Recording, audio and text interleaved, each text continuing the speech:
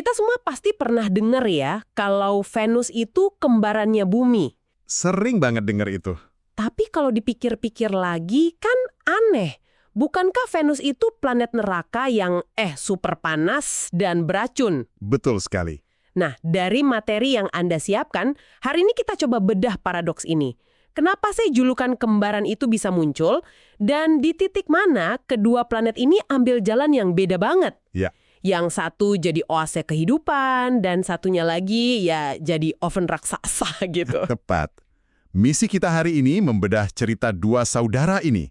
Bagaimana dua planet yang lahir dari materi yang sama, di lingkungan yang mirip, bisa punya takdir yang begitu kontras.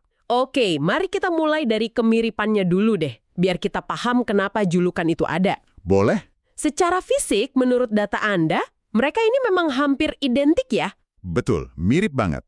Diameter Venus itu sekitar 12.104 km. Sementara Bumi, 12.742.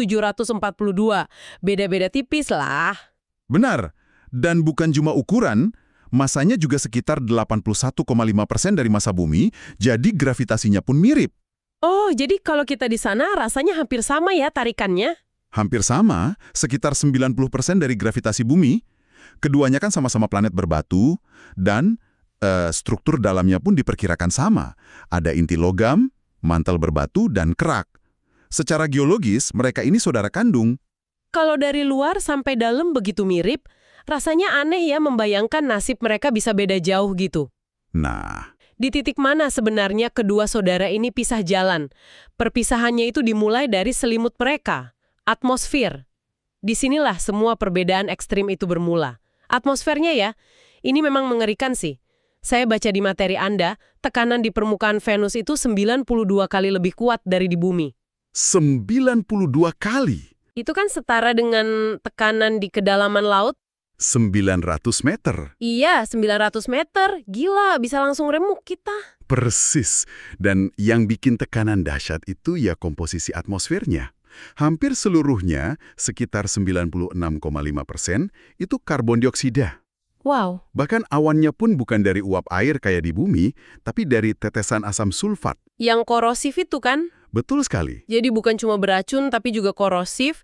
Oke, jelas bukan destinasi liburan. Sama sekali bukan.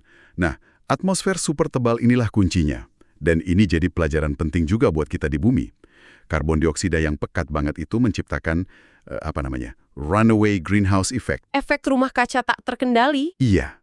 Jadi panas matahari yang masuk itu terperangkap, nggak bisa keluar sama sekali. Dan akibatnya suhunya jadi 465 derajat Celcius. rata-rata segitu. Itu kan lebih panas dari Merkurius. Padahal Merkurius lebih dekat matahari. Betul. Ini menunjukkan betapa kuatnya peran atmosfer. Panasnya itu cukup untuk melelehkan timah. Venus ini contoh ekstrim ketika efek rumah kaca lepas kendali. Keanehannya nggak berhenti di situ. Saya baca soal rotasi Venus, dan ini benar-benar bikin bingung. Katanya satu harinya lebih lama dari satu tahunnya. Tunggu dulu, gimana ceritanya itu? Haha, itu salah satu misteri terbesar Venus. Planet ini muternya lambat banget dan arahnya kebalik, dari timur ke barat. Oh, kebalik juga. Iya. Satu hari di Venus, atau satu kali rotasi, itu butuh 243 hari bumi. Tapi buat keliling matahari, atau satu tahun, dia cuma butuh 225 hari bumi. Jadi ulang tahun datang lebih cepat daripada pergantian hari. Betul, aneh kan? Aneh banget. Jadi kalau kita rangkum semua ini, tekanan ekstrem, atmosfer beracun, panas yang melelehkan logam, rotasi aneh, artinya apa ini buat potensi kehidupan?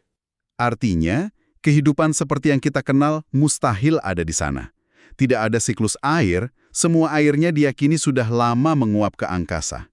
Jadi permukaannya kering kerontang? Kering kerontang, dipenuhi dataran vulkanik dan aliran lava. Sementara bumi mengembangkan lempeng tektonik dan siklus karbon yang menopang kehidupan, Venus malah terkunci dalam kondisi panas yang statis.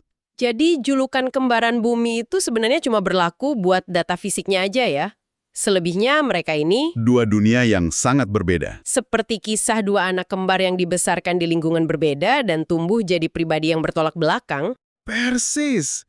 Ibaratnya mereka punya cetak biru yang sama, tapi resepnya diubah total di tengah jalan. Dan pelajaran dari Venus ini sangat relevan buat kita. Maksudnya? Mempelajari Venus itu bukan cuma soal rasa ingin tahu. Seperti yang ditekankan di sumber Anda, Venus itu laboratorium alam yang menunjukkan apa yang bisa terjadi kalau efek rumah kaca menjadi ekstrem. Ini semacam peringatan. Peringatan tentang betapa rapuhnya keseimbangan di bumi? Tepat sekali. Sebuah cerminan dari jalan yang tidak ingin kita tempuh. Menarik. Nah, sebagai penutup, ini ada satu pertanyaan buat Anda renungkan. Jika planet yang begitu mirip dengan kita bisa berakhir dengan nasib setragis itu, faktor tunggal terpenting apa yang menurut Anda harus kita jaga di planet kita sendiri supaya tidak pernah menempuh jalan yang sama?